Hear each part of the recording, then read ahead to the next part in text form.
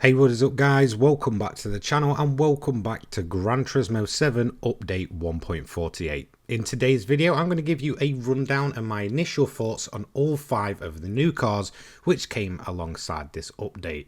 Overall, this is probably one of the best selections we've really ever had in GT7 and definitely the highlight of the year so far.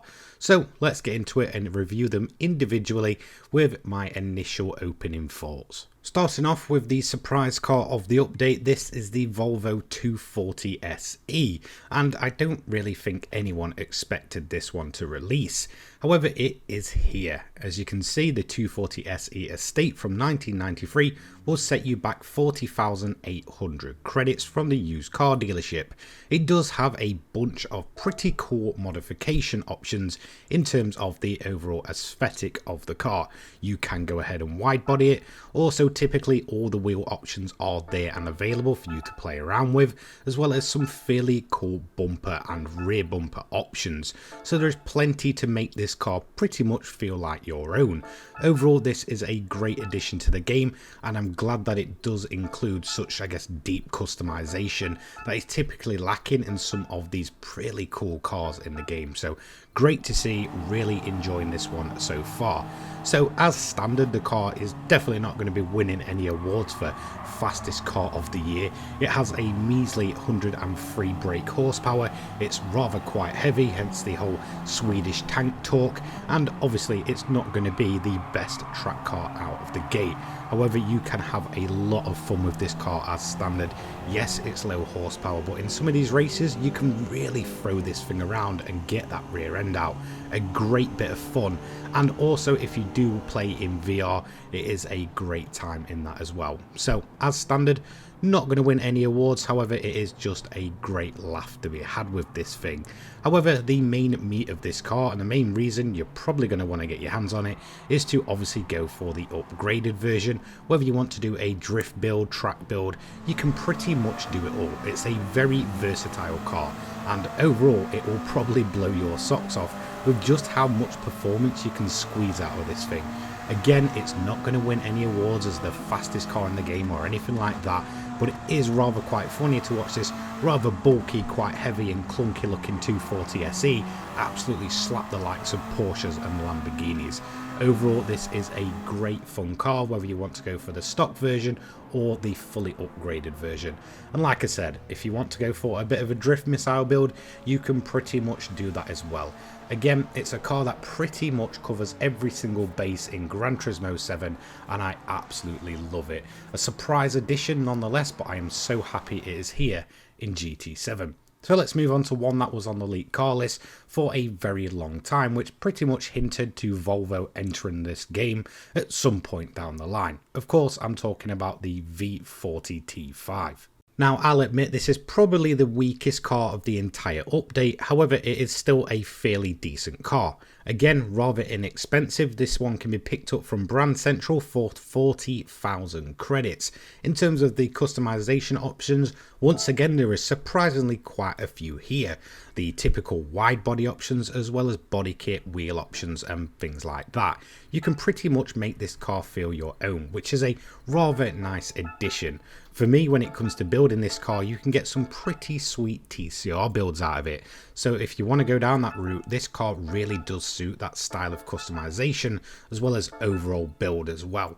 In terms of the car, again, not going to win any awards for being the fastest car in the game, of course it's not, but surprisingly so in terms of even the standard performance. This thing can be really thrown around the track. Again, a fair bit more horsepower than the 240, obviously, due to the typical progression of cars, putting out around about just over 200 brake. Again, fairly quite weighty. However, once you get a feeling for this thing, you'll probably absolutely be throwing it around the tracks. Overall, not a terrible car out of the box, but again, don't be expecting this to be the fastest thing since whatever you want to call it. So, not bad at all from standard, but like I mentioned, for me, when it comes to building this car, if you want to get the most out of it, you certainly have to go for a bit of a TCR build. I feel like it really does suit the car down to the ground, and in terms of a base model to build on, there's plenty of performance to gain from this thing. Fully upgraded in a 600 pp to 700 pp race, this thing absolutely slaps. There's plenty of grip in it. The only thing I noticed that it does seem to bog down once you put all of that power out the corner, but it's fairly quick to pick itself back up, and it is rather quite funny watching a fairly standard Volvo absolutely slap the likes of Lamborghinis and such once again. So again, it really gives this nice TCR vibe, whereas the 240 might make for some nice, drift builds, sleeper builds. For me, going the TCR route with this car is probably the only way you should be going with it. Absolutely fantastic, much better than expected. Is it as interesting as the 240? Of course not, but it is nice to see a new manufacturer in the form of Volvo come to the game and tick another car off that league car list. Up next, we have probably my personal favourite of the entire update. Of course, I am talking about the Honda Civic EG generation. This is the Civic SiR II EG from 1993, obviously the hatchback model, setting you back 52,100 credits, and straight out of the box for what I believe is the first time ever, it does actually have an engine swap, taking the Integra 98 B18C engine. Again, in terms of customization, as expected with pretty much any of the JDM cars, this features a ton of customization options.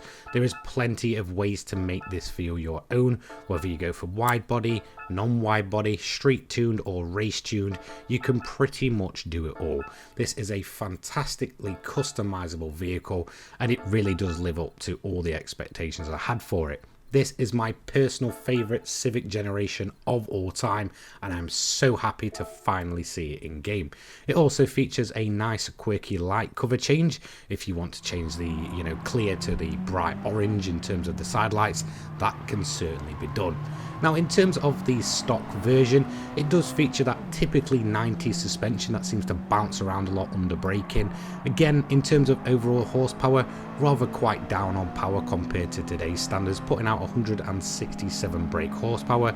Again, front wheel drive, easy to pick up and sort of play, but brings back a ton of memories from those original Gran Turismo games. Fantastic to see it back, but again, the main fun from this car definitely comes from slapping those upgrades on and going for a full track day build, made even better by the fact that it already features the B18C engine swap from that Integra 1998.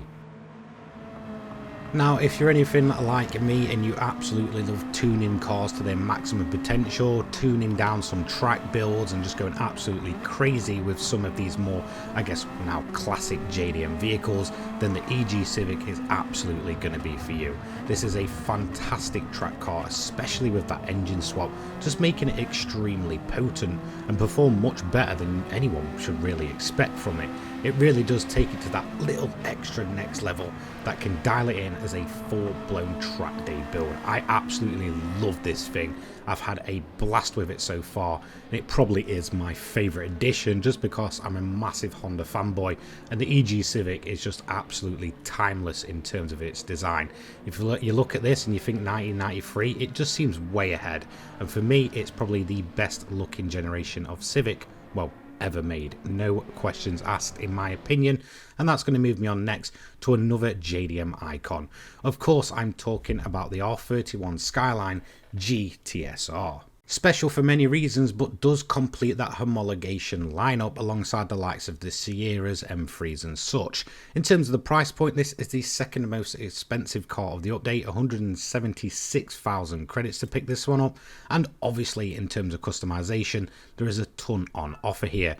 Typical wide-bodied and wheel options are available. Again, if you want to go down or up sizes, you can go ahead and do that. And in terms of the body kit and some of the aero changes, there is plenty on offer. I really do absolutely love that Type B rear wing, and I also really like the quirky number plate options on this one. Again, in terms of other minor changes, things like front grille and such can be changed, so plenty of ways to make this feel your own. In terms of the stock standard version, it does perform rather quite decent. In fact, I would go on to say that it really feels quite good, much better than I typically expected from a car of its age. Now, in terms of some of the downsides, you do have to watch out that that rear end does absolutely love to kick itself out, so just be aware of that. Obviously from standard with no weight reduction, it does feel a little bit weighty compared to some of today's vehicles. However, it really is overall a very enjoyable car to drive. However, of course, like most people, you're not really going to be keeping it stock for very long, and really when it comes to this thing fully upgraded, it can be a major handful. For me, this is one of those cars that I just wouldn't recommend to a novice tuner. I would absolutely recommend really starting to dial this car in over a longer period of time. It can be quite a tricky one to build in terms of the wide body options as well. It seems like no matter where you put the ride height, this car loves to tuck the wheels under the arches, get itself caught, and then start spinning itself around. So just be aware of that. Again, it's probably a car that's going to be a bit more complex and a bit more difficult to tune, but once you get it nailed down, you're probably going to have an absolute blast with this one. It's a fantastic car, but again, in terms of that twitchiness and just being a little bit awkward to get right, it's probably going to take you just that little bit extra. But in terms of driving experience, it's fantastic, it sounds great, it looks great, and overall this is a fantastic addition to the game. One of the cars that I've really been waiting for a long time to come to GT7. And well, that's going to move me on next to the final car of the update, and probably the, I guess, hero car or the poster child of this update. Of course, I'm talking about the Honda NSX-GT500 from the year 2000, a brand new Group 3 car, which once again, just like the Skyline previously, completes a absolute legendary lineup of vehicles. Those include the 99 Skyline as well as the Supra GT500. Now, it's not too expensive. I believe this is actually the cheapest of those three vehicles, costing 1.5 million. In terms of the overall performance, you can get a lot from this vehicle. Whilst it is a little bit twitchy on the rear and it can be a little bit sensitive under the brakes, once you start getting used to this thing, it certainly feels like the best of the three other vehicles. Of course, I'm talking about the sort of, I guess, late 90s now, early 2000 GT500s. Now, I would say its main strong point is actually its overall top speed. This thing is seriously quick out of corners and goes on to some very high top speeds. It was much faster than I originally expected, and it pretty much makes like a bunch of other cars are just kind of standing still. It really is that fast. You've also got that beautiful engine note. I believe it is the same one that they use for the NSX-08, but still, it's a great sounding engine, a great sounding motor, and you definitely want this one in your collection. Again, it was one that was on the leaked car list for what felt like the longest time, and it is finally here. And for me, that completes 5 fantastic cars in total. There isn't a single car of this update that I do not like overall. There is in fact 4 that I would say are very good, and there really is something for anyone, whether you're into JDM street cars, race cars, GT500s and such like that, the big bulky Volvos and such. There really is something to cater to absolutely everyone. So in terms of all of the cars, they're fantastic so far. Again, this may change as I start deep diving into them. Overall though, this is a great bunch of vehicles. Massive thank you to all of my channel members. Have a fantastic day, guys. Let me know what you think of the 1.48 cars down below. Take care. Peace.